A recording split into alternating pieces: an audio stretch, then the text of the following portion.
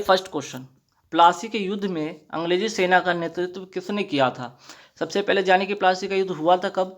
23 जून 1757 को। ठीक है, 23 जून 1757 के बीच में ये मीन्स कि उस समय यहाँ पे ये युद्ध हुआ था। 1757 में ये युद्ध होता है किसके किसके बीच में? अंग्रेजी सेना और बंगाल के नवाब सिराजुद्दौला के बीच में। ठीक है, तो सवाल यहाँ पे यही है कि बताइए कि प्लासी के युद्ध के समय जो था अंग्रेजी सेना का नेतृत्व किसने किया था? तो ये था आंसर रॉबर्ट क्लाइव ने। ठीक है, और प्लासी का युद्ध का तत्कालिक कारण था क्या? ब्लैक होल या काल कोठरी की घटना। ठीक है, सिराजुद्दौला ने किया क्या था कि जो 146 ब्रिटिश है उसे क्या किया था, 14/18 के कमरे में बंद कर दिया था। जब अगले सुबह कमरा खोला जाता है तो मात्र 23 ही जीवित बचते हैं। ठीक है, इस घटना को कहते हैं ब्लैक होल की घटना, और यही कारण है प्लासी का युद्ध का कारण। ठीक, बंगाल का, आइए बंगाल का पहला गवर्नर कौन था? ठीक है, सवाल यहाँ से डायरेक्ट किया था कि बताइए बंगाल का पहला गवर्नर कौन था? तो पहला गवर्नर था रॉबर्ट क्लाइव। ठीक है, अगर आपसे पूछा जाए कि बताइए बंगाल का पहला गवर्नर, अब गवर्नर नहीं गवर्नर जनरल कौन था? वारन हेस्टिंग। फिर बंगाल का के बाद आता है भारत का, अब बंगाल के गवर्नर ने भारत के गवर्नर जनरल कहा जाने लगा था। तब भारत के पहले गवर्नर जनरल कौन था? William Bentinck. और भारत का पहला वायसराय कौन था? कैनिंग। ये जो 4 पॉइंट है ना आपको मैंने बताया, बंगाल का पहला गवर्नर, बंगाल का पहला गवर्नर जनरल, भारत के पहले गवर्नर जनरल और भारत का पहला वायसराय, 4 नाम याद रखें, क्लाइव, हेस्टिंग, बेटिंग और कैनिंग। ठीक है, भारत में सहायक संधि का जन्मदाता किसे कहा जाता है? ठीक है, तो भारत में सहायक संधि का जन्मदाता डुप्ले को कहा जाता है, पहला चीज। सबसे ज़्यादा उपयोग किसने किया था? लेकिन ब्लेजली ने। ठीक है, और प्रचार प्रसार भी इसने किया था, ब्लेजली ने। लेकिन अगर आपसे पूछ जाए भारत में सहायक संधि का जन्मदाता कौन है, आंसर हो जाएगा डुप्ले। चलिए नेक्स्ट सवाल पे आते हैं कि सिविल सर्विस का जनक। ठीक है, सिविल सर्विस का जनक किसे कहा जाता है? कॉर्नवालिस को। ठीक है, और अगर बात करें पुलिस का जनक, पुलिस का जनक भी, ठीक है, पुलिस का जनक की बात करें तो ये भी कौन था? कॉर्नवालिस। अस्थाई बंदोबस्त या जिसे क्या कहते थे जमींदारी व्यवस्था का जनक कौन था? ये भी कॉर्नवालिस था। ठीक, याद रहेगा। चलिए नेक्स्ट सवाल पे आते हैं कि सिविल सर्विस दिवस कब मनाया जाता है? 21 अप्रैल को। ठीक है, सिविल सर्विस दिवस कब मनाया जाता है? 21 अप्रैल को। ध्यान रखिएगा क्योंकि इसी दिन है ना सरदार जो वल्लभ भाई पटेल ने सिविल सर्वेंट को कहा था, क्या कहा था? ये भारत का क्या है? स्टील फ्रेम है। ठीक है, इसी दिन क्या कहा था सिविल सर्वेंट को कि ये भारत का क्या है? स्टील फ्रेम है। 21 अप्रैल 1947 को कहा था। ठीक है, तो इसलिए 21 अप्रैल को क्या मनाया जाता है? सिविल सर्विस डे मनाया जाता है। ठीक, नेक्स्ट, पहली बार वंदे मातरम, बहुत इंपॉर्टेंट, मोस्ट इंपॉर्टेंट क्वेश्चन, पहली बार वंदे मातरम को कांग्रेस के किस अधिवेशन में गाया गया था? तो ये था 1896 का कलकत्ता अधिवेशन। ठीक है, 1896 का कलकत्ता अधिवेशन, और अध्यक्षता किसने किया था? रहीमतुल्ला ने। ये दोनों बातें, एक तो कब 1896 कौन सा अधिवेशन? कलकत्ता अधिवेशन, दूसरी बात, तो तीसरी बात अध्यक्षता किसने किया था? रहीमतुल्ला ने। ठीक है, नेक्स्ट सवाल पे आते हैं बंगाल विभाजन के समय। ठीक है, बंगाल विभाजन के समय भारत के वायसराय कौन था? तो बंगाल विभाजन होता कब है? 1905 में होता है। ठीक है, और इस समय भारत का जो वायसराय कौन था? लॉर्ड कर्जन था। ठीक है, लॉर्ड कर्जन था बंगाल विभाजन के समय, भारत का वायसराय लॉर्ड कर्जन था। ठीक, और याद रखिए 1905 में बंगाल विभाजन हुआ था, और इसके विरोध में ही क्या चला था इसी समय? स्वदेशी आंदोलन भी चला था। ठीक, नेक्स्ट सवाल पे आते हैं कि बंगाल विभाजन को कब रद्द किया गया? मोस्ट इंपॉर्टेंट क्वेश्चन, ये कब रद्द किया गया? 1911 के दिल्ली दरबार में लॉर्ड हार्डिंग द्वितीय के कार्यकाल में। ठीक है, 1911 के दिल्ली दरबार में लॉर्ड हार्डिंग द्वितीय के समय। ठीक है, लॉर्ड हार्डिंग द्वितीय के समय। ठीक, इसी समय घोषणा किया गया था कि कलकत्ता के स्थान पर दिल्ली को क्या बनाया जाएगा? राजधानी बनाया जाएगा, और 1912 में दिल्ली क्या बन जाती है? भारत की राजधानी दिल्ली हो जाती है। ठीक है, चलिए अगर मैं बात करूं यहाँ पे कि बताइए बंगाल विभाजन लागू करने की तिथि क्या निर्धारित की गई थी? बंगाल विभाजन लागू करने की तिथि क्या निर्धारित की गई थी? तो 16 अक्टूबर 1905। ये भी सवाल कई बार इस तरह से डायरेक्टली आ जाते हैं। ठीक है, ये बात ध्यान रखिएगा। नेक्स्ट, अब आइए यहाँ पे अस्थाई बंदोबस्त। देखिए भारत में जो भारत का अगर मैं इसका का मैप बना दूँ, ठीक है, तो किस किस क्षेत्र में हुआ था, कौन कौन, ये भी बात समझ लीजिएगा। जैसे अगर मैं बात कर लूँ अस्थाई बंदोबस्त, है ना, अस्थाई बंदोबस्त की अगर मैं बात करूँ तो किस क्षेत्र में ये हुआ था, तो देखिए अस्थाई जो बंदोबस्त था ना, भारत के क्या, भारत के जो था पूर्वी भाग में, भारत के पूर्वी भाग में क्या था, अस्थाई बंदोबस्त। पूर्वी भाग जैसे बिहार हो गया, बंगाल हो गया, उड़ीसा हो गया, है ना, जिसे जमींदारी व्यवस्था भी कहते हैं। अगर मैं बात करूँ रैयतवाड़ी व्यवस्था, ये किस क्षेत्र में था, तो दक्षिण पश्चिमी भाग में, क्या, दक्षिणी पश्चिमी भाग में, है ना, दक्षिणी पश्चिमी भाग में कौन सा व्यवस्था था, रैयतवाड़ी बंदोबस्त व्यवस्था। ठीक, रैयत का मतलब होता है किसान, ठीक है, रैयत का मतलब क्या होता है, किसान व्यवस्था या किसान बंदोबस्त व्यवस्था कह सकते हैं, ठीक है। चलिए, और अगर मैं बात कर लूँ एक और व्यवस्था कौन था, महलबारी, क्या, महलबारी उत्तर पश्चिम, क्या, उत्तर पश्चिम, ठीक है, उत्तर पश्चिम, उत्तर एवं उत्तर पश्चिम में कौन था, महलबारी, महलबारी व्यवस्था। अब सवाल यहाँ से क्या आता है, डायरेक्टली देखिए, अस्थाई बंदोबस्त व्यवस्था लागू किसने किया, कॉर्नवालिस ने किया, है ना। फिर सवाल आता है रैयतवाड़ी व्यवस्था जो है, बंदोबस्त व्यवस्था किसने लागू किया था, कर्नल रीड एवं मुनरो ने, ठीक है, रीड तथा मुनरो ने, ठीक है, ये दोनों नाम याद रखिएगा। तो सवाल आता है महलबारी व्यवस्था, ये कौन किया था, हॉल्ट मैकेंजी, क्या, हॉल्ट मैकेंजी। तो तीन बातें याद रखिएगा, स्थायी बंदोबस्त, रैयतवाड़ी और महलबारी, कॉर्नवालिस, रीड तथा मुनरो और हॉल्ट मैकेंजी, ठीक है। चलिए, यहाँ मैंने लिख दिया महलबारी बंदोबस्त व्यवस्था लागू किया था हॉल्ट मैकेंजी के द्वारा, ठीक है। नेक्स्ट आते पूना पैक्ट। पूना पैक्ट किन के बीच में हुआ था, तो गांधी जी और अंबेडकर के बीच में। कब हुआ था, 1932 में, ठीक है। यहाँ से डायरेक्ट सवाल आ जाते हैं। और हुआ कहाँ था, तो ये पैक्ट हुआ था ना, जेल में हुआ था। कौन सा जेल, यरवदा जेल में, ठीक है, यरवदा जेल कहाँ, पुणे में, ठीक, ये भी फैक्ट याद रखिएगा, ठीक है।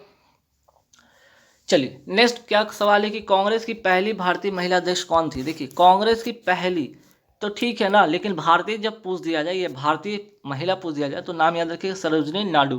कौन सा अधिवेशन, कानपुर अधिवेशन। कब का, 1925 का, 1925 का कानपुर अधिवेशन की अध्यक्षता की थी सरोजिनी नायडू ने, और पहली भारतीय महिला अध्यक्ष बनी थी, ठीक है, ये भी याद रखिएगा।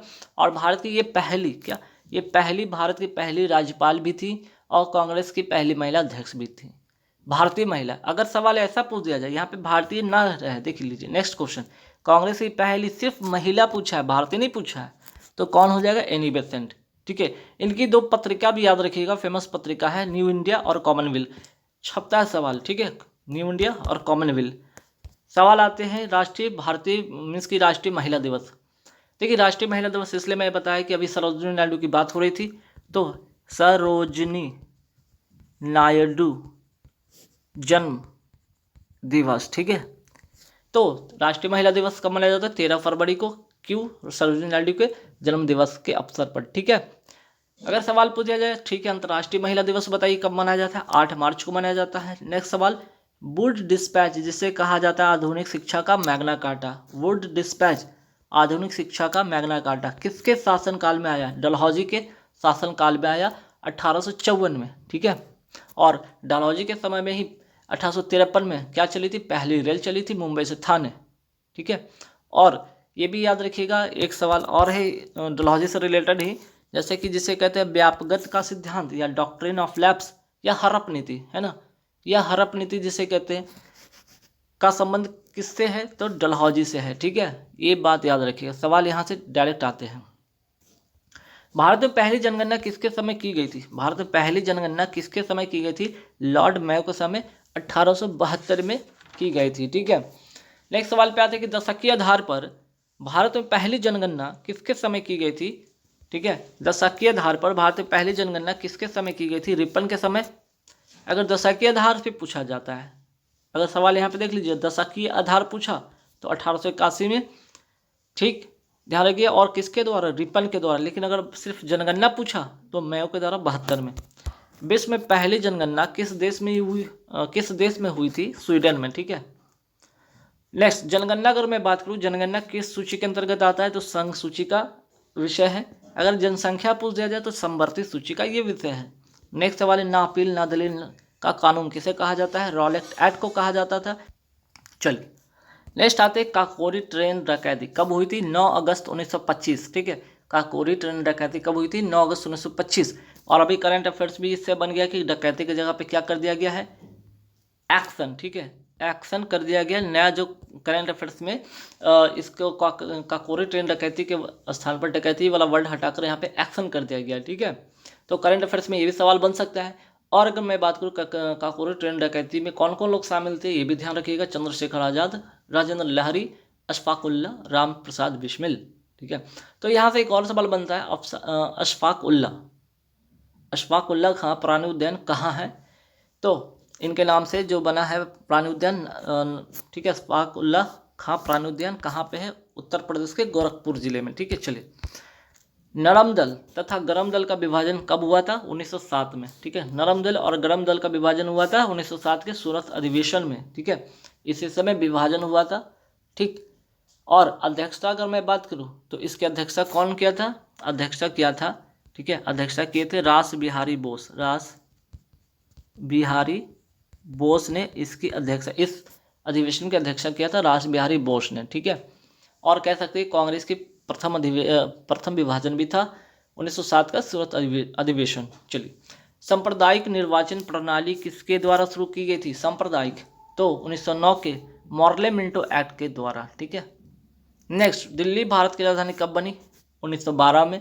कांग्रेस का लखनऊ अधिवेशन, मोस्ट इंपॉर्टेंट क्वेश्चन है, लखनऊ का कांग्रेस का लखनऊ अधिवेशन कब होता है? 1916 में। इसकी अध्यक्षता किसने किया था? सवाल डायरेक्ट यहाँ से आता है, अंबिका चरण मजमूदार। ठीक है, अंबिका चरण मजमूदार। ठीक, अगर सवाल पूछते हैं कि चंपारण सत्याग्रह, अगर सवाल आता है कि चंपारण सत्याग्रह कब हुआ था? 1917 में। किसके द्वारा? ठीक है, इसकी लीड किसके द्वारा किया गया था? गांधी जी के द्वारा चंपारण सत्याग्रह। ठीक है, चलिए 13 अप्रैल 1919 की घटना, most important question, Jallianwala Bagh हत्याकांड। ठीक है, जनरल ओ डायर ने, ये 3 नाम याद रखिएगा, एक तो 13 अप्रैल 1919, दूसरा जलियांवाला बाग हत्याकांड और तीसरा जनरल ओ डायर ने। ठीक है, तो जलियांवाला बाग हत्याकांड कब हुआ था? 13 अप्रैल 1919 में। ठीक, 1919 का एक और बात याद रखिएगा कि मॉन्टेग्यू चेम्सफोर्ड अधिनियम, ठीक है, और रॉलेट एक्ट, ये दोनों बातें, ठीक है, मॉन्टेग्यू चेम्सफोर्ड अधिनियम, दूसरा रॉलेट एक्ट। ठीक है, 2 बातें 1919 का ध्यान रखिएगा। सवाल नंबर 40 पे आते हैं कि स्वराज पार्टी की स्थापना किसने की थी? 1923 में हुआ था। ठीक है, ये स्थापना हुआ था, इस पार्टी की स्थापना 1923 में चित्तरंजन दास और मोतीलाल नेहरू के द्वारा। ठीक है, चलिए नेक्स्ट सवाल पे आते हैं कि भारतीय पुनर्जागरण का जनक किसे कहा जाता है? राजा राम मोहन राय। अगर मैं बात करूं राजा की उपाधि, ठीक है, ये वर्ड जो राजा की उपाधि किसने दिया था? अकबर द्वितीय ने दिया था। ठीक है, तंबाकू की खेती तथा प्रिंटिंग प्रेस भारत में किसने सिखाई है? तो पुर्तगालियों ने सिखा गया। ठीक है, तंबाकू की खेती तथा प्रिंटिंग प्रेस की मैं बात करूँ तो भारत में किसने सिखाया? तो पुर्तगालियों ने सिखाया। ये भारत में सबसे पहले आए भी थे और सबसे बाद में गए भी, सबसे पहले आए भी और सबसे बाद में गए भी थे। ठीक है, चलिए स्थानीय स्वशासन का जनक किसे कहा जाता है? अगर मैं बात कर लूँ, आंसर हो जाएगा रिपन। स्थानीय स्वशासन का जनक रिपन को कहा जाता है। ठीक, और इसी के समय, ठीक है, इसी के शासनकाल में इल्बर्ट बिल विवाद भी इसी के शासनकाल में ही होता है। और दशकीय आधार पर, ठीक है, दशकीय आधार पर भारत में पहली जनगणना भी इसी के समय होता है, रिपन के समय। तो 2 बातें और भी एक्स्ट्रा याद रखिएगा। अब आइए प्लासी का तो युद्ध हो गया था 1757 में, है ना। अब बक्सर के युद्ध में बात करते हैं। बक्सर के युद्ध में अंग्रेजी सेना का नेतृत्व किसने किया था? उस समय अगर मैं बात करूँ, बक्सर हो गया यहाँ, है ना। प्लासी के युद्ध के समय कौन था? Robert Clive. इसके समय अंग्रेजी सेना का नेतृत्व किसने किया था? हेक्टर मुनरो ने। ठीक है, कब? तो 1764 में। ठीक, और किसके बीच में? तो ये तो हो गया अंग्रेजी सेना के बीच में। दूसरा मुगल शासक शाह आलम द्वितीय, मीर कासिम जो बंगाल का नवाब था, और सुजाउद्दौला जो अवध का नवाब था।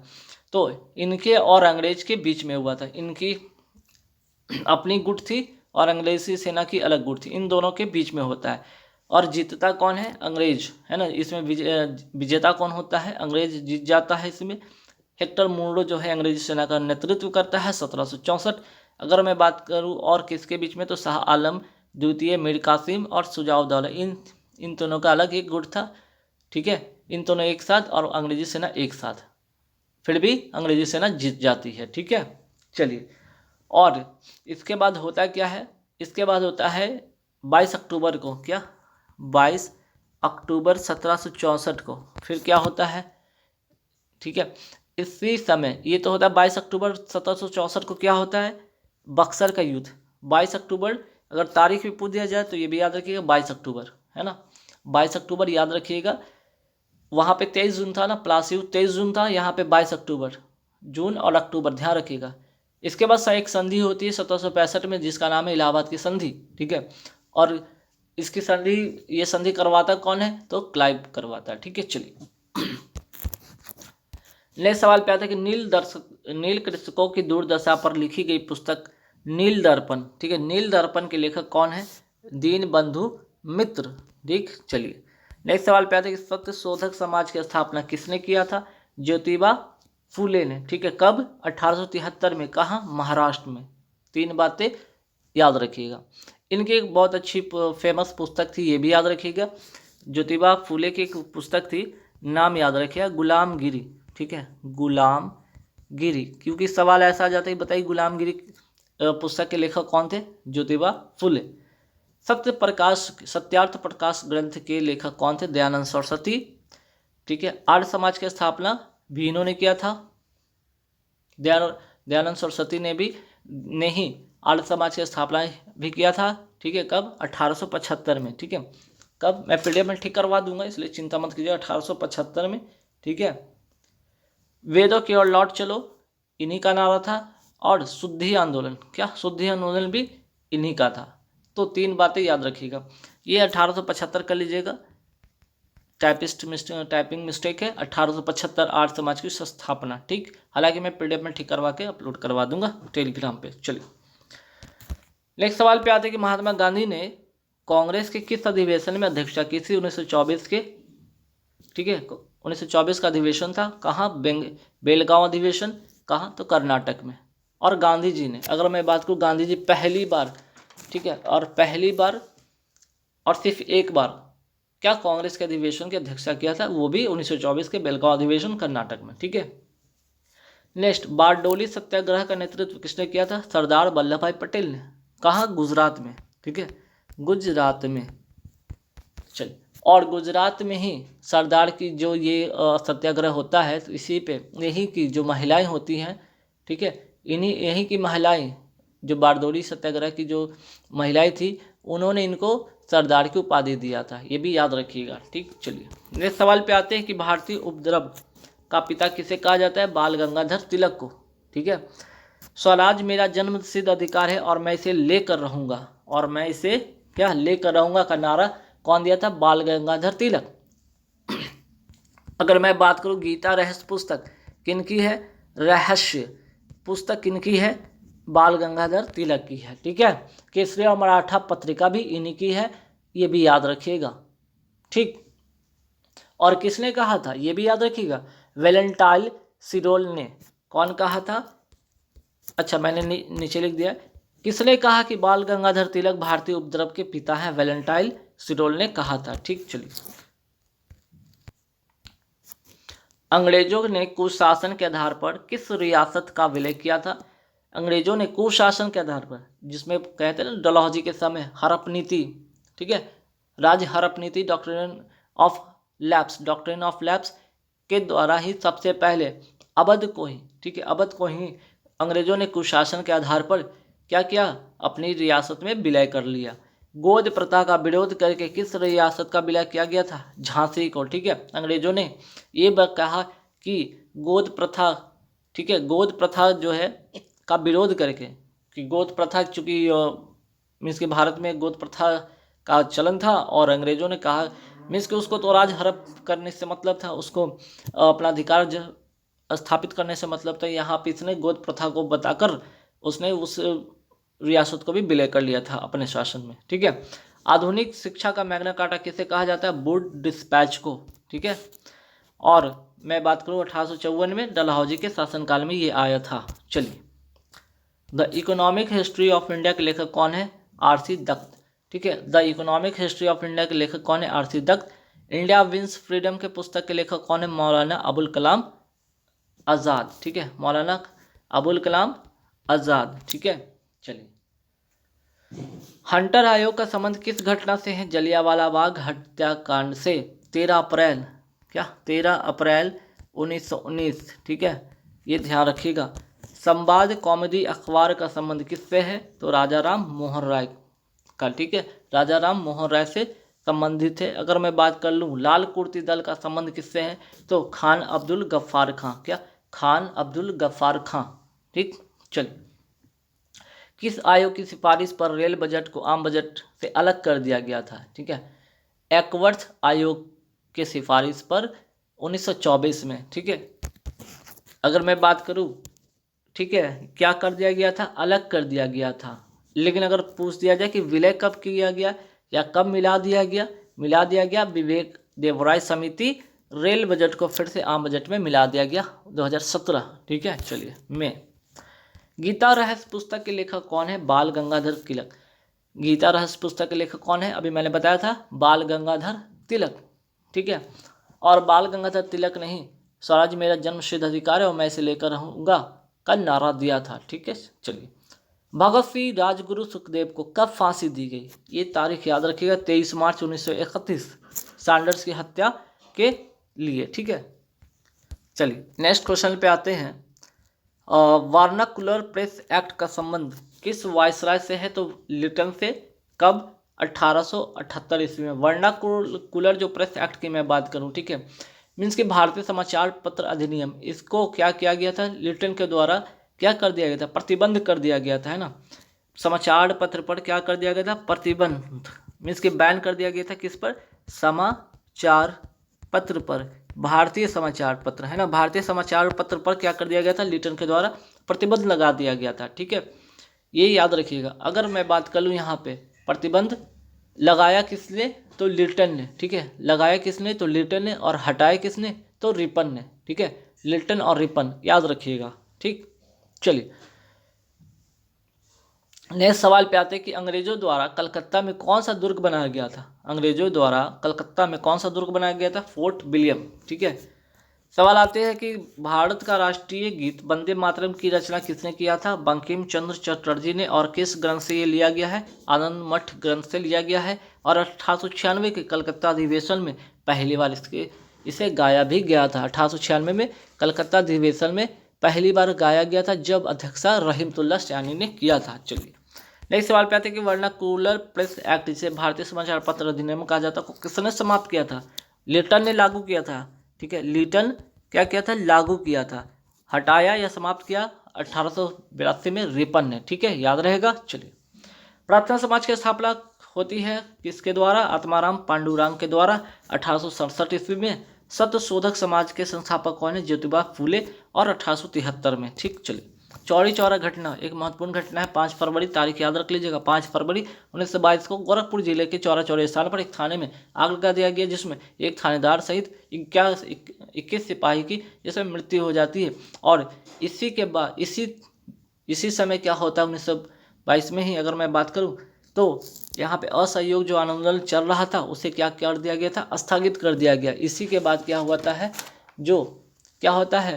असहयोग जो आंदोलन है, ठीक है, 11 फरवरी 1922 को, 11 फरवरी 1922 को क्या असहयोग आंदोलन जो है,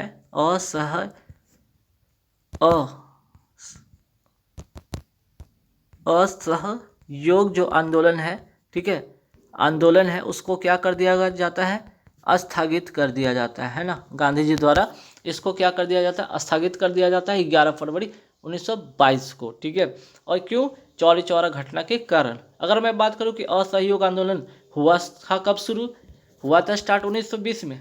अब 22 में क्या होता है? चौरी चौरा घटना के कारण इसको स्थगित कर दिया गया था। और असहयोग आंदोलन की मैं बात करूं तो इसी समय मैं बात करूं, असहयोग आंदोलन में ही गांधी जी ने केसरी हिंद की उपाधि लौटा दी थी। अगर मैं बात करूं कि स्थगित, ठीक है, तो यही स्थगित यहाँ पे लिखा हुआ है 11 जनवरी नहीं, 11 फरवरी है। ठीक है, इसको सुधारिएगा, 11 फरवरी है ना, मैं PDF में ठीक करवा देता हूँ, 11 फरवरी, ठीक है। चलिए क्वेश्चन नंबर 70 है ना, 11 फरवरी। चलिए, भारतीय पुनर्जागरण का पिता किसे कहा जाता है? राजा राम मोहन राय को कहा जाता है। अगर मैं बात करूँ 1919 के अधिनियम को किस नाम से जाना जाता है? 1919 के अधिनियम को किस नाम से जाना जाता है? मॉर्ले मिंटो अधिनियम के नाम से जाना जाता है, ठीक है। इसी के द्वारा सांप्रदायिक निर्वाचन का बीज बोया गया था। चलिए, स्वराज पार्टी की स्थापना किसने की थी? चित्तरंजन दास एवं मोतीलाल नेहरू ने 1923 में। Poverty and un British rule India के लेखक कौन है? दादा भाई नौरोजी। इन्होंने ही धन के निष्कासन सिद्धांत दिया था। राष्ट्रीय आय की गणना पहली बार इनके द्वारा ही किया गया था। सवाल यहाँ से भी आता है, ठीक है।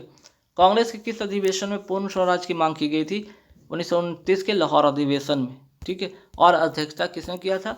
जवाहरलाल नेहरू ने, ठीक है। चलिए नेक्स्ट सवाल पे आते हैं कि गांधी इरविन समझौता, ठीक है, हुआ था कब? 5 मार्च 1931। और अगर मैं बात कर लूँ पूना एक्ट, ठीक है, 1932, ठीक है, 1932 पूना एक्ट, ये भी याद रखिएगा, है ना, 1932 का पूना एक्ट, ये भी याद रखिएगा, ठीक है। यहाँ पे मिस्टेक हो गया टाइपिस्ट से, PDF में ठीक करवा दूंगा, ठीक ना। चलिए, तो 1932 पूना एक्ट याद रहेगा। चलिए नेक्स्ट सवाल पे आते हैं, भारत में सर्वप्रथम आने वाला यूरोपियन कंट्री कौन था? देश कौन था? पुर्तगाली, ठीक है। सबसे पहले आते भी है पुर्तगाली और सबसे बाद में जाते भी है।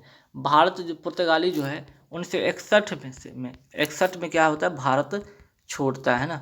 भारत छोड़ता है कब? 1961 में, ठीक है। और अगर मैं बात कर लूँ गोवा, ठीक है, गोवा की मैं बात कर लूँ, गोवा ही जो था राज्य क्या था? पुर्तगालियों का क्या था? यहाँ पे उपनिवेश था, ठीक है। गोवा का भी पुर्तगालियों का क्या था? उपनिवेश था, ठीक। चलिए, और यहाँ पे एक और सवाल आता है, पौंडीचेरी जो था ना, फ्रांसीसियों का उपनिवेश था, वो गया था 1954 में, ये भी याद रखिएगा। चलिए, साइमन कमीशन का गठन कब किया गया? 1927 में गठन होता है। गठन पूछे तो 1927 में। भारत कब आया? 1928 में। दांडी यात्रा मोस्ट इंपॉर्टेंट 12 मार्च 1930 को स्टार्ट होता है और 6 अप्रैल 1930 तक चली थी, ठीक है। 24 दिनों के बाद दांडी यात्रा जो समाप्त होता है, दांडी जो स्थान था वहाँ पर नमक जो है, ठीक है, नमक बनाकर उन्होंने नमक कर जो है उसको क्या किया था? नमक जो कर आंदोलन था उसको क्या करते हैं यहाँ पे आरंभ करते हैं ना। नमक कानून को क्या करते हैं यहाँ पे? नमक बनाकर उन्होंने नमक कानून को तोड़ते हैं, ठीक है, ध्यान रहेगा।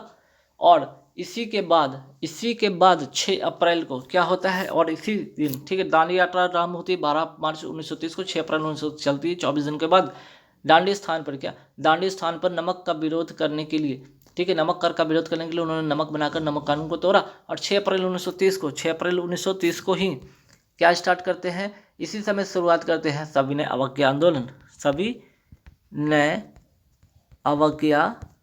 आंदोलन, ठीक है, यहीं से स्टार्ट हो जाता है सविनय अवज्ञा आंदोलन 1930 से। विंडो ऑफ फ्रेंच कल्चर किसे कहा जाता है? पुडुचेरी को, ठीक है, पुडुचेरी को या पौंडीचेरी भी कहते हैं ना। पुडुचेरी जो कि एक समय फ्रांसीसियों का क्या था? वो क्या था? उपनिवेश था। और 1954 तक ये यहाँ रुका था और भारत से वापस गया, ठीक है। भारत में पहली रेल किसके कार्यकाल में चली? डलहौजी के शासनकाल में 1853 में, मुंबई से थाने के बीच। भारत में रेलवे लाइन का सर्वाधिक विकास किसके शासनकाल में हुआ? देखिए दोनों सवाल अलग है ना। पहली रेल डलहौजी, सर्वाधिक रेलवे लाइन किसके शासनकाल में? तो करजन के शासनकाल में विकास होता है। गणम दल का विभाजन कब होता है? 1907 के सूरत अधिवेशन में अध्यक्षता रास बिहारी बोस किए थे। लेकिन सवाल आ जाए कि गरम दल और नरम दल एक कब हो गए थे? तो 1916 के लखनऊ अधिवेशन में अध्यक्षता अंबिका चरण मजूमदार ने किया था। काकोरी ट्रेन डकैती कब होती है? 9 अप्रैल 1925 को। कॉमनवेल्थ किसकी पत्रिका है? एनी बेसेंट की पत्रिका है। और यहाँ पे 2 बातें है ना, एक तो कॉमनवेल्थ था, है ना, एक तो कॉमनवेल्थ था, दूसरा क्या था ये भी याद रखिएगा। एक तो कॉमनवेल्थ, दूसरा बताइए। दूसरा था यहाँ पे नोट कर लीजिए। तो कॉमनवेल्थ यहाँ पे आपने नोट किया, कहाँ गया क्वेश्चन? कॉमनवेल्थ और न्यू इंडिया, ठीक है, न्यू इंडिया, ठीक। एक जो पत्रिका थी किसकी थी? एनी बेसेंट की, ठीक है। और कांग्रेस की पहली महिला अध्यक्ष थी कौन? एनी बेसेंट, ये भी याद रखिएगा। होम रूल लीग आंदोलन किसने शुरू किया? 1916 में एनी बेसेंट तथा बाल गंगाधर तिलक ने, ठीक है। इनहिबिशन तथा बाल गंगाधर तिलक ने किया था, ठीक है, याद रखिएगा। चलिए अगर मैं बात कर लूँ पुणे में कौन किया था, तो बाल गंगाधर तिलक, पुणे में बाल गंगाधर तिलक ने, और मद्रास में एनी बेसेंट, ठीक है, मद्रास में एनी बेसेंट। सांप्रदायिक निर्वाचन प्रणाली किस अधिनियम से प्रारंभ हुई, 1909 के मॉर्ले मिंटो एक्ट के, और मुस्लिम संप्रदाय के लिए। भारत में पहली जनगणना किसके काल में हुई, लॉर्ड मेयो के काल में। किस वायसराय के समय कांग्रेस की स्थापना होती है, डफरिन 1885 एओ ह्यूम के द्वारा। किस मुगल बादशाह की मृत्यु भारत की सीमा से बाहर हुई, बहादुर शाह जफर रंगून, इसे भेज दिया गया था 1857 में कैनिंग के समय, ठीक है। 1932 में सांप्रदायिक पुरस्कार की घोषणा किसके द्वारा किया गया, तो रैमजे मैकडोनाल्ड, ठीक है, रैमजे मैकडोनाल्ड, ठीक, याद रहेगा। चलिए अगर मैं बात करूँ निमाड़ी मिर्च महोत्सव कहाँ का है, मध्य प्रदेश का। ओंकारेश्वर की मैं बात करूँ, ठीक है, ओंकारेश्वर जो है बांध किस नदी पर है, तो नर्मदा नदी पर, कहाँ, मध्य प्रदेश में, ये भी मध्य प्रदेश में। तो निमाड़ी मिर्च महोत्सव और मांडू महोत्सव, एक और नाम याद रखिएगा, मांडू महोत्सव भी, ठीक है। नीति आयोग का गठन कब होता है, 1 जनवरी 2015 को। अगर मैं बात करूँ नीति आयोग के पहले उपाध्यक्ष कौन थे, अरविंद पनगडिया, ठीक। अगर मैं है, आइए बौद्ध संगीति देखते हैं, बहुत मोस्ट इंपॉर्टेंट क्वेश्चन, एग्जाम में कितना बार ही एक सवाल आया होगा पता नहीं, ठीक है। आप इसको ऐसे याद रखिए, राजगिरी, ठीक है, राजगिरी, उसके बाद वैशाली, उसके बाद याद रखिएगा पाटलिपुत्रा और कुंडलवन, ठीक है, कुंडलवन, पहला, दूसरा, तीसरा, चौथा। तो बात हो रही कि पहली बौद्ध संगीति कहाँ हुई थी, राजगिरी में, दूसरी कहाँ हुई थी, वैशाली में, तीसरी कहाँ हुई थी, पाटलिपुत्रा में, और चौथी हुई थी कुंडलवन। कुंडलवन कश्मीर में पड़ता है। तो यही पूछा गया कि चौथी जो बौद्ध संगीति है का आयोजन कब हुआ था, मीन्स कहाँ हुआ था, है ना, कहाँ हुआ था, तो कुंडलवन में। कब हुआ था, तो ये भी याद रखिए, ईसा प्रथम में, ठीक है, ईस्वी की प्रथम शताब्दी, सॉरी, ईस्वी की प्रथम शताब्दी में, शताब्दी, ठीक है, याद रखिए, ईस्वी की प्रथम शताब्दी में।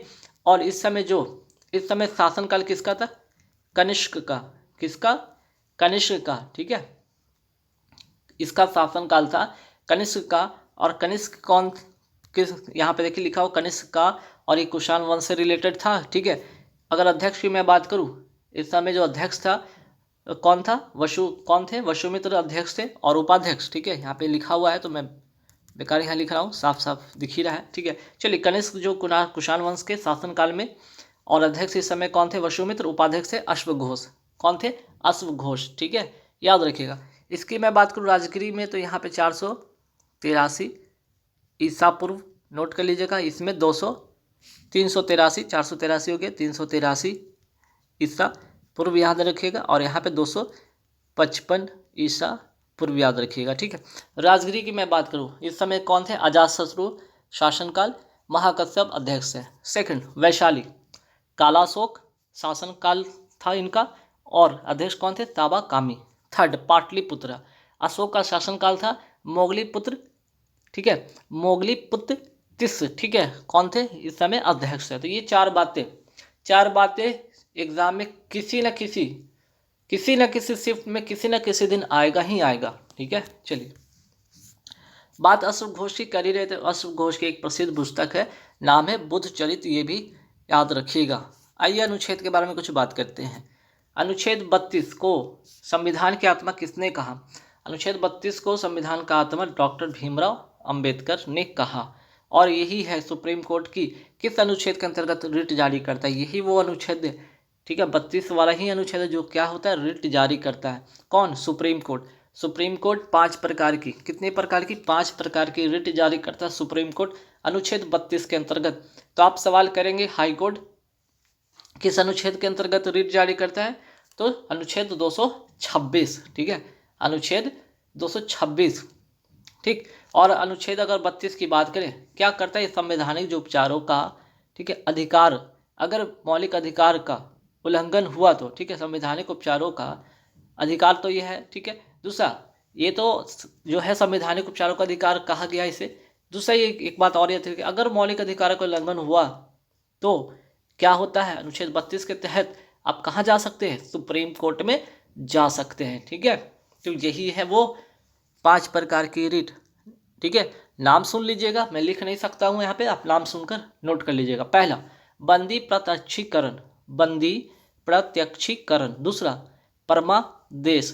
तीसरा, अधिकार परीक्षा, अधिकार परीक्षा। चौथा, प्रतिषेध, प्रतिषेध। पांचवा, उत्प्रेषण, पांचवा उत्प्रेषण। 5 नाम याद रखिएगा। ठीक है, चलिए यहाँ तक तो बातें सब क्लियर हो गया। नेक्स्ट आगे बढ़ते हैं। उद्देश्य प्रस्ताव जो संविधान के अंतर्गत रखा गया, किसके द्वारा, किसके द्वारा लाया गया, तो जवाहरलाल नेहरू के द्वारा लाया गया। कब, 13 दिसंबर 1946 को। ठीक है, 13 दिसंबर 1946 को लाया गया। और संविधान की अगर बात करें प्रस्तावना की, तो इसे क्या कहा जाता है, इसे संविधान की जो प्रस्तावना है, प्रस्तावना को क्या कहा जाता है, संविधान की कुंजी भी कहा जाता है। इसी उद्देश्य प्रस्ताव को, इसी उद्देश्य प्रस्ताव को भविष्य में प्रस्तावना बना, इसी से क्या बना, भविष्य के लिए प्रस्तावना बना। ठीक है, और प्रस्तावना को क्या कहते हैं, संविधान की कुंजी। क्या, संविधान की कुंजी। ठीक है, ये भी याद रखिएगा। ठीक, और अगर बात यहाँ किया जाए, अगर बात किया जाए कि अगर 42वें संविधान संशोधन 1976 के द्वारा, ठीक है, एक और फैक्ट याद है, 42वें संविधान संशोधन 1976 के तहत क्या क्या जोड़ा गया। ठीक है, इसके द्वारा समाजवादी, पंथ निरपेक्ष और राष्ट्र, है ना, राष्ट्र की अखंडता, ये जो शब्द थे ना प्रस्तावना में क्या किए गए, जोड़े गए। ठीक है, ये भी फैक्ट याद रखिएगा। चलिए, संविधान सभा द्वारा अपनाया गया, अब यहाँ पे संविधान के सभा द्वारा अपनाया गया, देखिए क्या क्या। राष्ट्रीय ध्वज की मैं बात करूँ, कब अपनाया गया, ये 12 जुलाई 1947 को। राष्ट्रगान को कब अपनाया गया, 24 जनवरी 1950 को। और राष्ट्रगीत को 26 जनवरी 1950 को। ये 3 बातें याद रखिएगा, एग्जाम में जरूर पूछा जाएगा ही जाएगा। मालाबार युद्धाभ्यास में शामिल देश, कौन वो देश है जो मालाबार में शामिल होते हैं, ये क्वाड कंट्री। कौन से, क्वाड कंट्री। ठीक है, क्वाड वाले देश। ठीक, यू से यूएसए याद रखिए, ट्रिक। ठीक है, ए से ऑस्ट्रेलिया याद रखिए, डी से तो इंडिया में डी आता है ना, इंडिया में डी आता है तो इंडिया याद रखिए। और क्यू, क्यू से एक आपको नाम खाली याद रखना है, जापान। ठीक है, क्यू से क्या रखना है, जापान, है ना। तो यूएसए, ऑस्ट्रेलिया, इंडिया, जापान, ये मालाबार युद्धाभ्यास में शामिल ये 4 क्वाड कंट्री होते हैं। तो सवाल आता है कि संप्रीति, ठीक है, संप्रीति जो अभ्यास है किन 2 देशों के बीच का अभ्यास है, ये भारत और बांग्लादेश का है। ठीक है, तुलबुल परियोजना, आइए बहुत ही मोस्ट इंपॉर्टेंट क्वेश्चन। तुलबुल परियोजना, उरी परियोजना किस नदी पर है, यह है झेलम नदी पे, यह है झेलम नदी पे। तो सवाल ये भी तो कर सकते हैं ना कि इसका पुराना नाम क्या है, पुराना नाम क्या है, वितिस्ता। ठीक है, वितिस्ता पुराना इसका नाम है। ठीक, चलिए यहाँ तो हो गया। तुलबुल परियोजना, उरी परियोजना किस नदी पर है, झेलम नदी पे, पुराना नाम वितिस्ता है। ठीक, चलिए, और झेलम नदी है कहाँ, तो जम्मू कश्मीर में, है ना, जम्मू कश्मीर। जम्मू कश्मीर से एक और बात याद आता है कि बुलर झील, बुलर झील कहाँ है, जो मीठे पानी का झील है बुलर झील, यही जम्मू कश्मीर में है। ठीक है, कहाँ है, जम्मू कश्मीर में ही है ये भी। ठीक, चलिए आते हैं पकलडुल, रैटल, सलाल, दुलहस्ती, बगलीहार, ये 4 नाम है ना, 1 2 3 4 5 नहीं, ये 5 नाम याद रखिएगा। पकलडुल, रैटल, सलाल, दुलहस्ती, बगलीहार परियोजना किस नदी पर है, ये चारों के चारों कहाँ, किस नदी पर है, चेनाब नदी पर है। बिल्कुल याद रखिएगा। यहीं से एक और सवाल आता है चेनाब नदी पर, अभी लेटेस्ट और यहाँ से करंट अफेयर्स का क्वेश्चन बनता है चेनाब नदी पर। ठीक है, चेनाब नदी से रिलेटेड एक और यहाँ पे सवाल आता है कि दुनिया का सबसे ऊंचा जो हाल ही में रेलवे पुल कहाँ बन रहा है, वो चेनाब नदी पर ही है, जम्मू कश्मीर में। कितना मीटर ऊंचा, 359 मीटर ऊंचा। आइए बात करते हैं पोंग बांध। ठीक है, पोंग बांध किस नदी पर है, तो ये पोंग बांध जो है आपके ब्यास नदी पर है। ठीक है, पोंग बांध ब्यास नदी पे है। तो सवाल करेंगे कहाँ, किस स्टेट में, तो हिमाचल में। कहाँ, हिमाचल प्रदेश में। ठीक है, हिमाचल प्रदेश में। मेट्टूर बांध किस नदी पर है, मेट्टूर बांध जो है कावेरी नदी पर है। ठीक है, पोंग बांध तो याद हो गया व्यास नदी पे, मेट्टूर बांध जो है कावेरी नदी पे। अब पूछेंगे कावेरी नदी कहाँ है, यह है तमिलनाडु में। कहाँ, तमिलनाडु में, ठीक है। और याद रखिएगा व्यास नदी का बात करें पोंग बांध को और क्या नाम से जाना जाता है, महाराणा प्रताप सागर, ठीक है, महाराणा प्रताप सागर के नाम से भी इसे जाना जाता है, ठीक। चलिए अब आते हैं, कुछ बातें करते हैं स्वतंत्रता संग्राम के बाद, मीन्स कि जब भारत की आज़ादी से किस समय, ठीक है, लेकर उसके पूर्व में जो भी आए, ठीक है, जो भी अंग्रेजों का जो शासन रहा, आज़ादी से पूर्व अंग्रेजों का जो भी शासन रहा उसमें कौन गवर्नर रहा, है ना, कौन गवर्नर बना 1857 की क्रांति के बाद से जो यहाँ पे भारत पे जो शासन सत्ता शुरू होता है अंग्रेजों का, उसमें यहाँ पे बंगाल का सबसे पहले बात होती है बंगाल का, कि अंग्रेजों ने तो इस शासन से यहीं से सत्ता शुरू किया था बंगाल से। तो यहाँ पे प्रथम गवर्नर कौन बना था, देखिए प्रथम गवर्नर बना था रॉबर्ट क्लाइव, ठीक है, और अंतिम विलियम बेंटिक, ठीक है, अंतिम विलियम बेंटिक। तो याद रखिए प्रथम गवर्नर कौन बना था, रॉबर्ट क्लाइव। अब बात आती है यहाँ पे एक और सवाल आता है कि भारत में दास प्रथा का अंत, ठीक है, कौन किया, एलन बैरो द्वारा। किसके द्वारा इसका अंत किया गया, एलन बैरो के द्वारा। कब, 1843 में। किस अधिनियम, तो 1833 का अधिनियम, ठीक है। तो बंगाल का प्रथम गवर्नर कौन था, रॉबर्ट क्लाइव, ठीक है, ये याद रखिएगा। नेक्स्ट, स्वतंत्र भारत के पहले विधि आयोग के अध्यक्ष कौन थे, विधि आयोग के पहले अध्यक्ष कौन थे, ये जरूर याद रखिएगा, मोस्ट इंपॉर्टेंट क्वेश्चन है। तो ध्यान रखिएगा सबसे पहले ब्रिटिश भारत, यहाँ पे सवाल देखिए क्या लिखा है, स्वतंत्र भारत मीन्स कि भारत के आज़ादी के बाद, ना कि आपसे पूछा है ब्रिटिश भारत में मीन्स कि आज़ादी से पहले, ठीक है।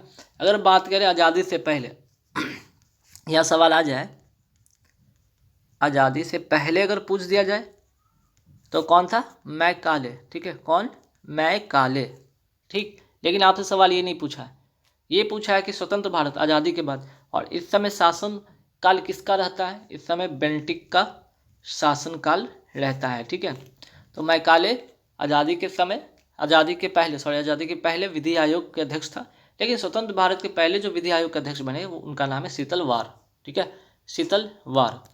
अब ये बात हो ही रहा था गवर्नर जनरल, तो बंगाल का तो गवर्नर के बारे में जान ली कि कौन था, रॉबर्ट क्लाइव।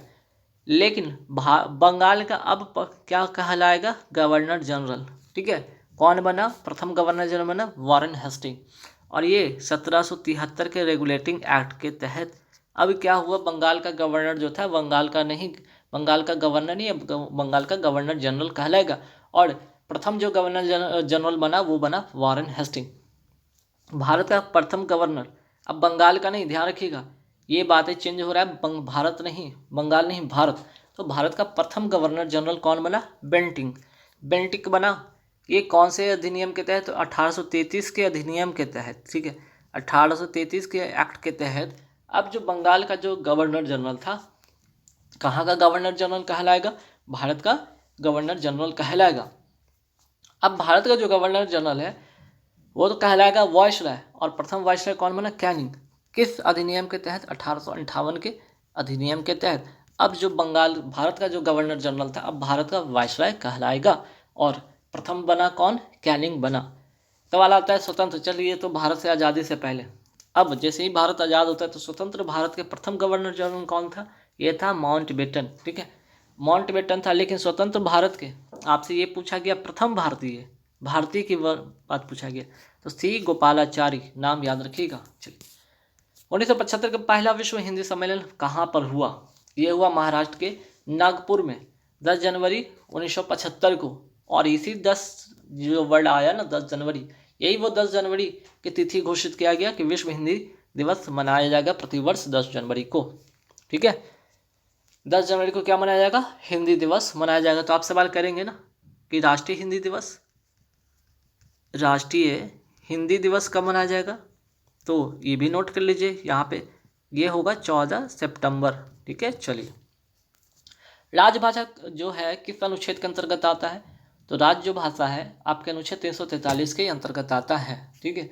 और संविधान में भाषाएं किस अनुसूची के अंतर्गत आती है, मीन्स के संविधान में भाषाएं किस अनुसूची के अंतर्गत है ना, किस अनुसूची के अंतर्गत है, 8वीं अनुसूची के अंतर्गत है, ठीक। मूल संविधान की मैं बात करूं तो 14 भाषाएं था, लेकिन वर्तमान में टोटल, पहले मूल में 14 था, अब वर्तमान में 22 भाषा है, ये याद रखिएगा। चलिए आते हैं, किस केस का संबंध निजता ठीक है, प्राइवेसी का अधिकार से है। निजता का अधिकार, right to privacy, right to privacy, ये किस केस के संबंध से रिलेटेड है? किस केस से रिलेटेड है? तो पुट्टा स्वामी केस, ठीक है। और अगर बात करें प्राइवेसी, निजता का अधिकार, किस अनुच्छेद के अंतर्गत आता है? ये है अनुच्छेद 21। और क्या है? ये मौलिक अधिकार है। और पुट्टा स्वामी केस में क्या हुआ था? आधार कार्ड का ये केस था। किसका ये केस था? आधार कार्ड से रिलेटेड ये केस था कि आधार कार्ड में जो भी आपके डिटेल्स है वो सार्वजनिक ना किया जाए। ये राइट टू प्राइवेसी के मामले आते हैं और अनुच्छेद 21 के तहत, और ये एक मौलिक अधिकार है, ठीक है। क्या है ये? एक मौलिक अधिकार है। तो पुट्टा स्वामी केस का मामला यही था, ठीक है। इसमें राइट टू प्राइवेसी की बात की गई थी। इसके लिए, किसके लिए? आधार कार्ड के लिए। अब नवतेज कौर केस की बात करें। नवतेज कौर केस की बात करें, इसमें हुआ क्या था? जबकि पहले बात हो रही थी समलैंगिकता, जो कि होमोसेक्सुअलिटी की बात की थी। पहले क्या कहा गया था कि होमोसेक्सुअलिटी इज अ क्राइम, लेकिन नवतेज कौर केस के अनुसार इसको क्या कहा गया? नहीं, ये जो समलैंगिकता है, होमोसेक्सुअलिटी है, ये अपराध नहीं है, ठीक है। ये अपराध नहीं है। और आईपीसी धारा जो 377 है, ठीक है, के तहत क्या था? ये तो अपराध था। क्या था? समलैंगिकता क्या था? ये एक अपराध था। एक क्या था? अपराध था। लेकिन नवतेज कौर केस के बाद ये क्या कर दिया गया? इसको अपराध के श्रेणी से हटा दिया गया, ठीक है। आइए, परमानंद कटारा केस, ये किस चीज़ का केस है? तो ये चिकित्सा का अधिकार से संबंधित ये केस था, परमानंद कटारा केस, ठीक। नेक्स्ट, शाहबानो केस का संबंध किससे है? तो ये तीन तलाक किससे है? शाहबानो केस से संबंधित है, ठीक है। आते हैं नेक्स्ट क्वेश्चन में। वाटरलू युद्ध कब हुआ था? 1815 ईस्वी में। 1815 ईस्वी में किसके बीच में? ब्रिटिश सेना और फ्रांसीसी सेना के बीच में, ठीक है। जीता कौन? ब्रिटिश सेना। हारा कौन? फ्रांसीसी सेना। इसकी अगुवाई कौन कर रहा था? Napoleon Bonaparte. कौन? नेपोलियन, नेतृत्व जो कर रहा था नेपोलियन बोनापार्ट, नाम याद रखिएगा, नेपोलियन बोनापार्ट। इसका नेतृत्व कौन कर रहा था? Duke of Wellington. कौन? ड्यूक ऑफ वेलिंगटन, है ना। ये दोनों नाम याद रखिएगा। ब्रिटिश सेना का नेतृत्व कौन कर रहा था? Duke of Wellington. फ्रांसीसी सेना का कौन कर रहा था नेतृत्व? Napoleon Bonaparte. वाटरलू का युद्ध था 1815 ईस्वी में। जीता ब्रिटिश और हारा फ्रांसीसी, ठीक है। चलिए, थियोसोफिकल सोसाइटी का स्थापना होता कब है? अगर बात अमेरिका में की जाए कि अमेरिका के न्यूयॉर्क शहर में 1875 में होता है, वहीं भारत की अगर मैं बात करूं तो भारत में 1886 में होता है, ठीक है। 1886 में किसके द्वारा? एनी बेसन के द्वारा। और यहाँ पे अगर बात करें अमेरिका में तो किसके द्वारा? मैडम ब्लावाटस्की के द्वारा और हेनरी ऑलकट के द्वारा, है ना। मैडम ब्लावाटस्की के और हेनरी ऑलकट के द्वारा। दो नाम याद रखिएगा, दोनों नाम याद रखिएगा। भारत में पूछ लिया जाए तो एनी बेसन, ठीक। भारत की पहली शास्त्रीय भाषा कौन सी है? देखिए, भारतीय की शास्त्रीय भाषा की बात हो रही है ना। अगर मैं बात करूँ शास्त्रीय भाषा कुल कितनी है? भारत में कुल कितनी है? 6 है, ठीक है। 6 है। पहला कौन? तमिल। दूसरा कौन? तेलुगु। तीसरा कौन? मलयालम, है ना, मलयालम। चौथा हो जाएगा कन्नड़। पांचवा हो जाएगा संस्कृत। और छठा जो हो जाएगा आपका उड़िया। क्या? उड़िया। तो 6 भाषा है। अगर पूछा जाए यहाँ पे सबसे पहली भाषा, सबसे पहली या सबसे पुरानी बोल दिया जाए तो ये है तमिल, ठीक है। और सबसे नई भाषा या नवीनतम भाषा की मैं बात करूँ तो ये हो जाएगा उड़िया। कुल शास्त्रीय भाषा कितनी है? 6। तो बात पूछ दिया जाएगा कि कुल जो है क्लासिकल डांस कितने हैं? कुल 8 प्रकार के क्लासिकल डांस हैं, ठीक है। सिलंबम कहाँ का मार्शल आर्ट है? देखिए, मार्शल आर्ट से बहुत ज़्यादा सवाल आते हैं। मार्शल आर्ट क्या? मार्शल आर्ट तमिलनाडु का सिलंबम हो गया। Very very important question. Silambam जो है तमिलनाडु का। कलारीपट्टू मार्शल आर्ट केरल का, ठीक है। वहीं मलखम जो है मार्शल आर्ट कहाँ का है? मध्य प्रदेश का। थांगटा जो है मणिपुर का मार्शल आर्ट है, गतका पंजाब का ये मार्शल आर्ट है। तमिलनाडु का शास्त्रीय नृत्य कौन सा है? भरतनाट्यम। पोंगल त्यौहार यह मनाया जाता है कहाँ? तमिलनाडु में। और इसमें किस का दौर होता है? इसमें जल्लीकट्टू का दौर होता है, जो कि बैल का दौर है। ये किसका? बैल का दौर है। ठीक है। वहीं एक और सवाल आता है, केरल में कंबाला जो है भैंसा दौर वहाँ होता है, याद रखिएगा। ठीक है। नेक्स्ट, परजीवी जनित रोग। परजीवी जनित रोग कौन कौन से हैं? पारिया, कालाजार, मलेरिया, पेचिस, निद्रा रोग। ये सारे के सारे क्या है? परजीवी जनित रोग हैं। ठीक है। ये सारे के सारे क्या है? परजीवी जनित रोग है। देखने को छोटा क्वेश्चन लेकिन जबरदस्त क्वेश्चन। देखिए, पायरिया की मैं बात करूँ, किस परजीवी से? एंटमीबा। Entamoeba gingivalis protozoa. किसके द्वारा? एंटमीबा जो है जिंजवेलिस। ठीक है। एंट यहाँ लिख लीजिए, एंट अमीबा जिंजवेलिस, ये प्रोटोजोआ के कारण। कालाजार लिस्मेनिया डोनोवानी, है ना। कालाजार लिस्मेनिया डोनोवानी प्रोटोजोआ से। ठीक है। मलेरिया तो सबको पता होगा। मलेरिया किससे? आप लोग बताइएगा, है ना। मलेरिया किससे? आप लोग बताइएगा। प्लाज्मोडियम प्रोटोजोआ से। ठीक है।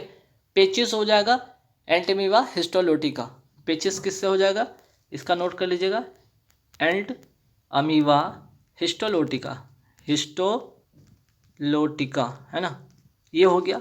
और निद्रा रोग, निद्रा रोग मीन्स की क्या करें? इसमें कौन सा? तो ट्रिपैनोसोमा से। ठीक है। Trypanosoma gambiense.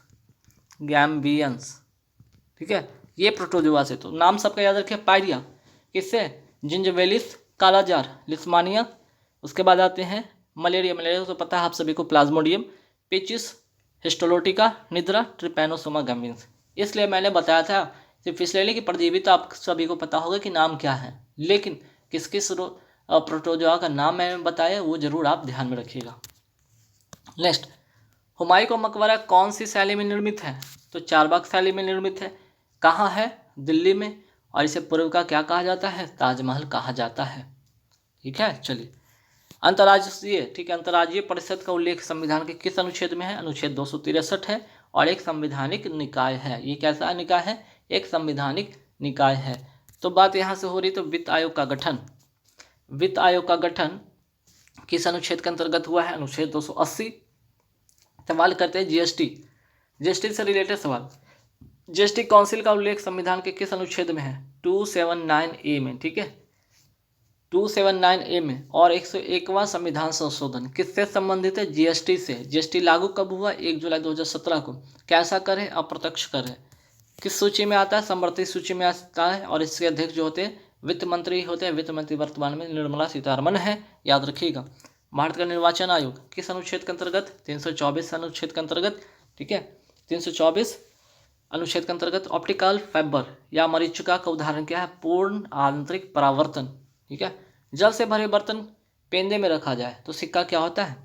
जल से भरे बर्तन के पेंदे में क्या रखा जाए? सिक्का रखा जाए तो ऊपर उठा हुआ प्रतीत होता है ना, किसके का? ये कौन सा उदाहरण, किसका उदाहरण है? अपवर्तन, रिफ्रैक्शन का उदाहरण है। ठीक है। सियाल सीमा निफे ये है क्या? पृथ्वी की क्रस्ट की परतें। क्या? पृथ्वी की क्रस्ट की ये परतें हैं। ठीक है। सीमा हो गया सियाल। ठीक है। सियाल हो गया।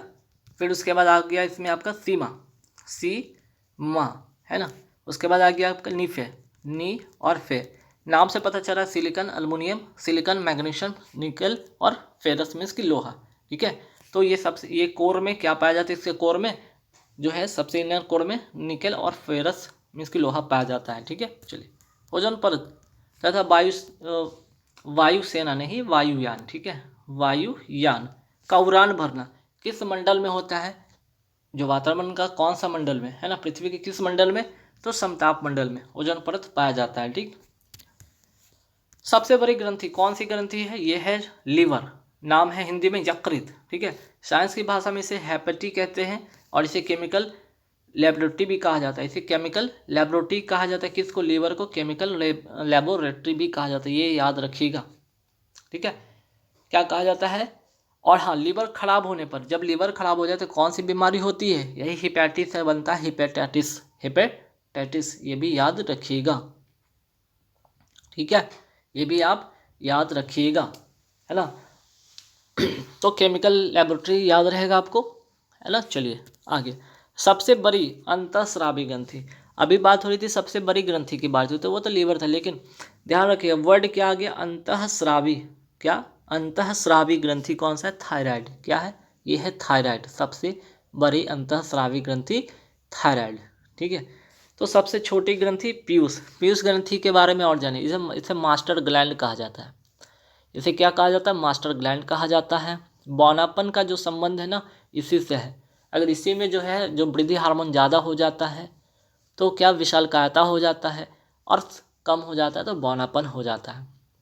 तो मास्टर ग्लैंड भी इसे मास्टर ग्लैंड भी कहा जाता है। और एक और सवाल, master gland, master of master gland ये किससे कहा जाता है, तो मास्टर ऑफ मास्टर ग्लैंड, ठीक है, ये कहा जाता है हाइपोथैलेमस को, किसको, हाइपोथाइलेमस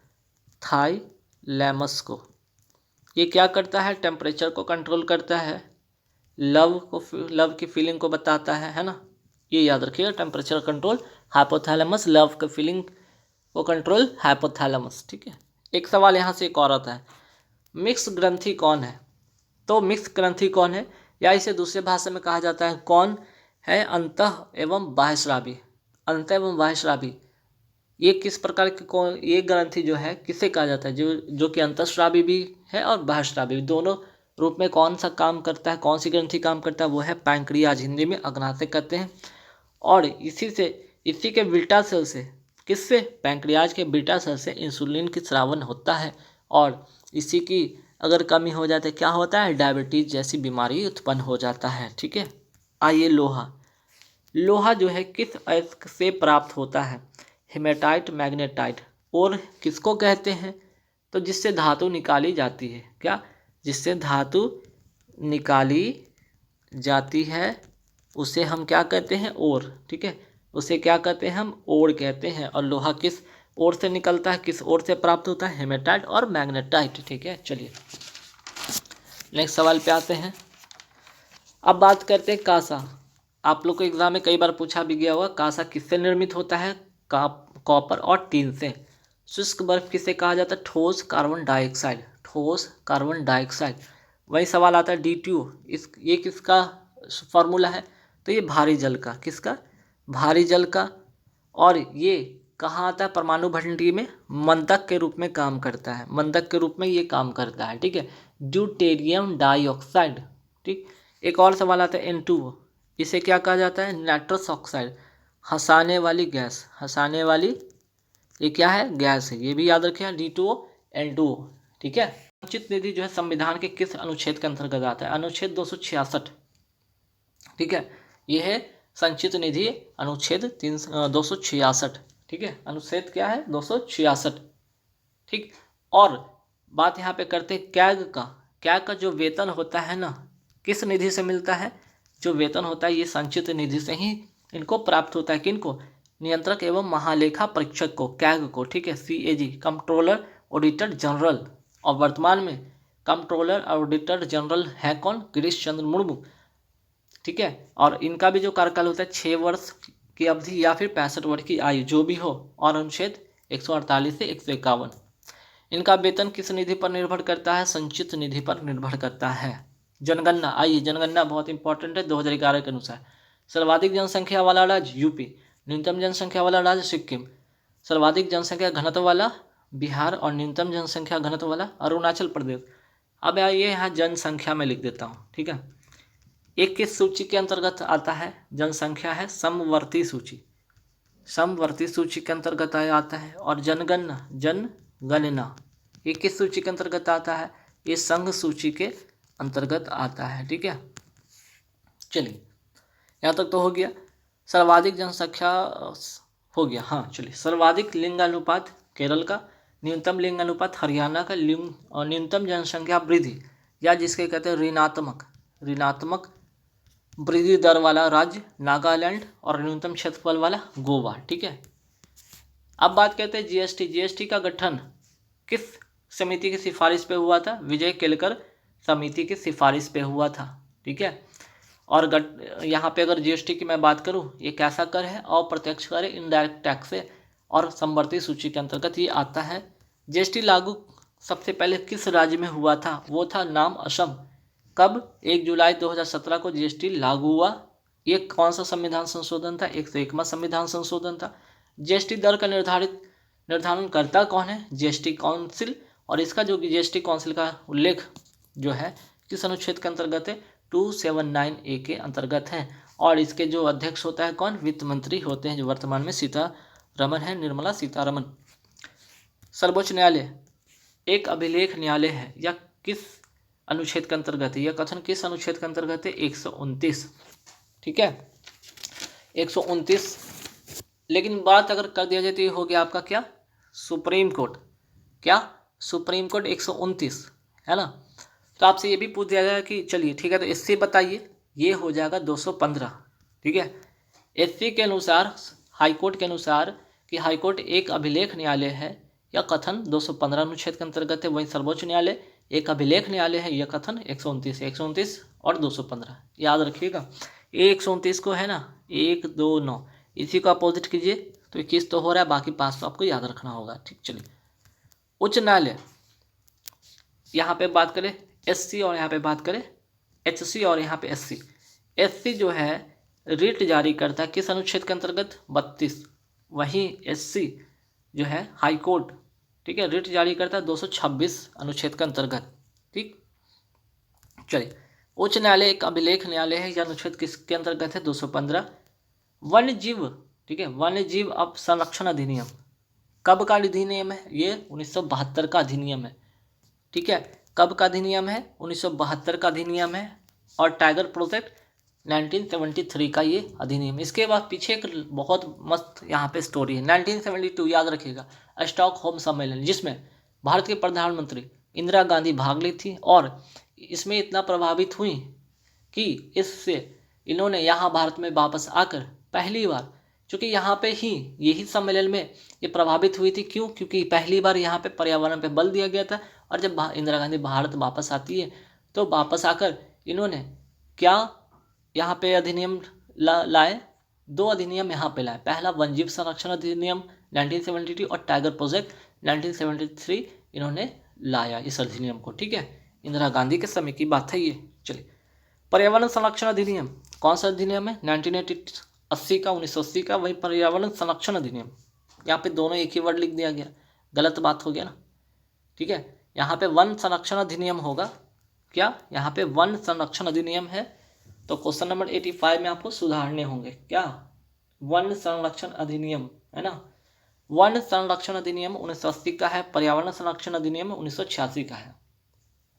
तो सवाल आता है विश्व पर्यावरण संरक्षण दिवस कब मनाया जाता है? 26 नवंबर को। तो सवाल ये भी आएगा कि विश्व पर्यावरण दिवस कब मनाया जाता है? 5 जून को। जैव विविधता दिवस 2002 का अधिनियम है। ठीक है, जैव विविधता अधिनियम 2002 का अधिनियम है। तो यहाँ पे आपसे पूछा जाएगा अंतर्राष्ट्रीय जैव विविधता दिवस मनाया कब जाता है? 22 मई को।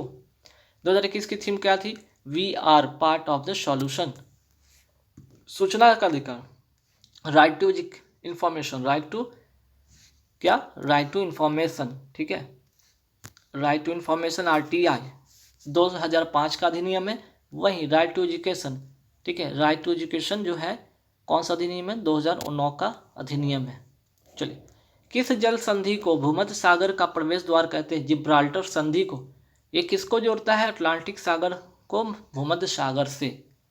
आंसुओं का द्वार किस संधि को कहते हैं? बाब उल मंदेव की संधि को। ठीक है, सोएज नहर किसको जोड़ता है? भूमध्य सागर को किससे? लाल सागर से। किससे? लाल सागर से। ठीक है, अब आते हैं पाक स्टेट या पाक जल संधि। नाम से लग रहा है पाकिस्तान, लेकिन नहीं, श्रीलंका, भारत और श्रीलंका की जल संधि है। ठीक है, नेक्स्ट क्वेश्चन पे आते हैं। इंडियन फॉरेस्ट सर्विस रिपोर्ट कहाँ से जारी होता है? देहरादून से। कब से जारी हुआ? इसकी जो है जारी कब से हो रहा है? 1987 से। और हर 2 वर्ष पर और 21 मॉडल पर आधारित है। चैंपियन और सेठ वर्गीय मॉडल पर यह आधारित है। ठीक है, आइए भारत में वन की बात कर लें। वन प्लस वृक्ष कितना प्रतिशत है? 24.56%। लेकिन सिर्फ वृक्ष की बात की जाए तो वृक्ष कितना है? 2.89%। वहीं वन की बात कर ली जाए तो 21.67%। लेकिन वन और वृक्ष मिलाकर जो हो गए 24.56%। कितने होने चाहिए थे भारत में? यहाँ पे अगर बात करें होने कितने चाहिए तो 33%। क्षेत्रफल कितना में फैला है? 8.07 लाख किलोमीटर स्क्वायर, ठीक है। और इसमें वृद्धि कितना होता है? 5188 किलोमीटर स्क्वायर इसकी वृद्धि हुई है, जबकि क्षेत्रफल कितना था? 8.07 लाख किलोमीटर पर स्क्वायर, ठीक है। पृथ्वी की पलायन वेग का मान कितना होता है? 11.2 किलोमीटर पर सेकंड, ठीक है। जो अगर पृथ्वी का ये जो यहाँ पे इसका अपना है ग्रेविटेशनल जो भी फोर्स काम करता है जिस क्षेत्र तक, और इसके ये बाहर चला जाए कोई ऑब्जेक्ट तो कभी वापस आएगा नहीं। इसे क्या कहते हैं? पलायन वेग, मीन्स की स्केप वेलोसिटी, ठीक है। ग्रहों की गति का नियम किसने दिया था? केपलर ने दिया था। लास्ट सवाल यहाँ पे क्वेश्चन नंबर 100 का। गाइस कैसा लगा वीडियो कमेंट करके जरूर बताना।